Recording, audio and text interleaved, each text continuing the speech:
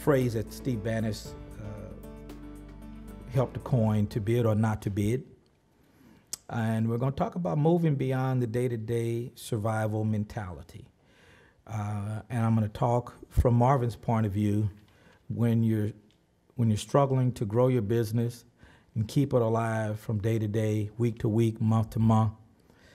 What are some of the challenges, and how should we look at things every day, because our viewpoint changes depending on what's in front of us on any given day. And sometimes people outside of our business and the small business community really fail to understand that survival mentality that we must have as small businesses.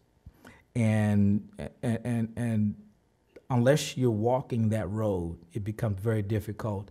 It's easy to say, well, why can't they make payroll? You know, why are they struggling with this? Why are they struggling with that?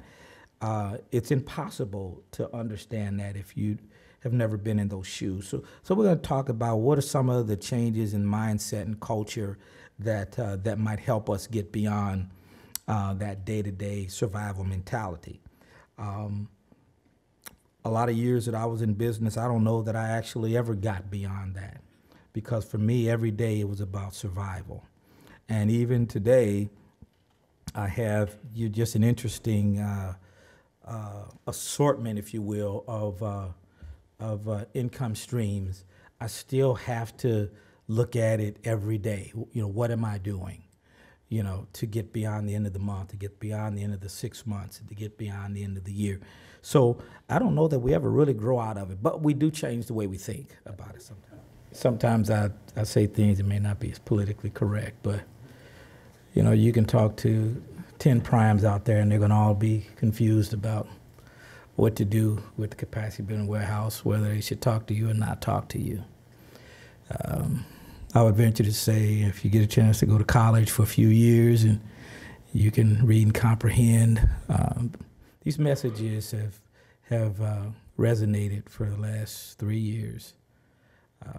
And I still have no problem communicating and explaining how things go to the prime community, whether they be AE or CM. At the end of the day, they decide whether or not they want to bid to you. And you can believe what you want to believe, but relationship, this industry is driven by relationship. It's driven by that. And because you are in the capacity building warehouse or toolbox, as Greg said, you can be in a toolbox and they don't hardly know you're there. I always ask people when they say, how come I haven't received an RSP? My first question is, when's the last time you've been up on the 6th floor?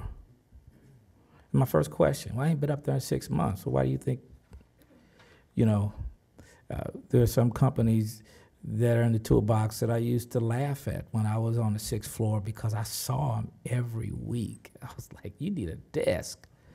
But their marketing and business development people were aggressive, and if nothing else, if they just came up to wave at you through the window, and then they'd leave.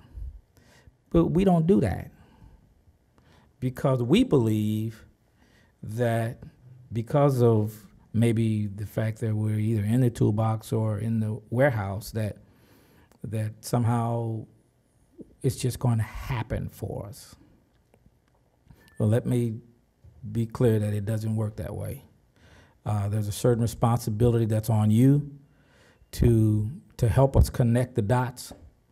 I asked a question about design because I'm certain I'll get some calls about how could we participate on some of these projects, whether it be Farmington or Sullivan or whatever. And so I'd like to be able to connect Nancy Coleman again with some of you people that maybe we've talked with last year, but now it's time to follow up again. And so we need to do that because we did it twice last year. We should do it 4 times this year and 6 times next year. So let us just understand that it takes a lot of effort, and many of us do not have marketing and business development people. We don't. We cannot afford it. That's an overhead cost, right? So that means that we have to do that. So you have to make sure that you have sat down and you've carved up your day by activity and percentage, and you know how much of each day or how much of each week need to be devoted to reaching out and touching these owners, these clients. And so then you could gauge whether or not you're having any relative success to that, because you've got some effort that you can tie to that. Okay, so just wanted to use that controlled confusion event or statement.